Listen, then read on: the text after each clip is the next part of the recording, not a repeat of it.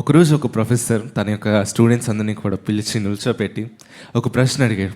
అదేంటంటే అతని ముందు ఒక గ్లాస్ ఫుల్ ఒక వాటర్ పెట్టి ఆ స్టూడెంట్స్ అందరినీ అడిగిన ప్రశ్న ఏంటంటే, మీలో ఎవరైనా ఈ యొక్క గ్లాస్ని ఇలా ఎత్తి ఇలా గాల్లో ముందుకు పెట్టి అలా ఒక 10 minutes అలా పట్టుకొని ఆ గ్లాస్ని ఉండగలరా అంటే ఒక అబ్బాయి ఓవర్ ఎక్సైట్మెంట్తో ముందుకు వచ్చేసి వచ్చేస్తారు, మీరు 10 minutes అన్నా నేను జిమ్కి వెళ్తాను, నేను ఇది చేస్తాను అది చేస్తాను, నాకు అసలు 10 minutes పెద్ద లెక్క కాదు, మీ క్లాస్ అయ్యే గంట సేపు నేను పట్టుకొనే ఉంటాను అంటే, సరే అయితే నువ్వు పట్టుకుంటే నీకు ఏది కావాలంటే అది ఇస్తానని ప్రొఫెసర్ అన్నాడు. ఆ గ్లాస్ ఇలా ఎత్తి పట్టుకున్నాడు.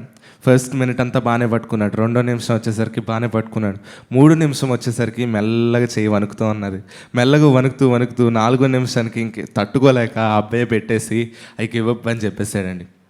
అప్పుడు ఆ యొక్క ప్రొఫెసర్ అన్నారు, ఏదన్నా the longer we hold on to it the more heavier it becomes.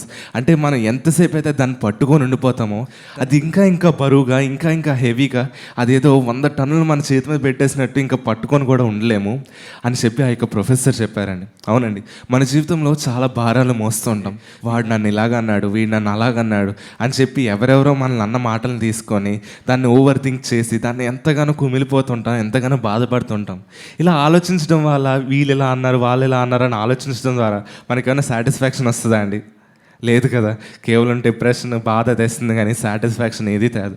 మా జీవితంలో అనేకమైన పరిస్థితులు ఎదుర్కొంటున్నప్పుడు అనేక మంది కొన్ని మాట్లాడుతున్నప్పుడు ఎంతో హర్టింగ్గా అనిపిస్తుంది, ఎంతో బాధగా అనిపిస్తుంది. అప్పుడు డాడీ ఎప్పుడు ఒకటే అంటారు, మీ అందరికి కూడా తెలిసి, ఏంటండి దులిపేసుకోండి అంటారు కదా. నిజంగా మేము ఎప్పుడైతే దులిపేసుకోవడం ప్రారంభించామో దేవుడు మమ్మల్ని కూడా అంచెలంచెలుగా హెచ్చించాడు. ఎంతమంది అయితే మన మీద బురద మట్టి చల్లాలని చూశారో, ఎప్పుడైతే ఆ బురదను దులిపేసుకొని దాని మీద నుంచుంటామో దేవుడు ఇంకా ఇంకా హెచ్చింపు దేవుడు మనకు దయచేస్తాడు.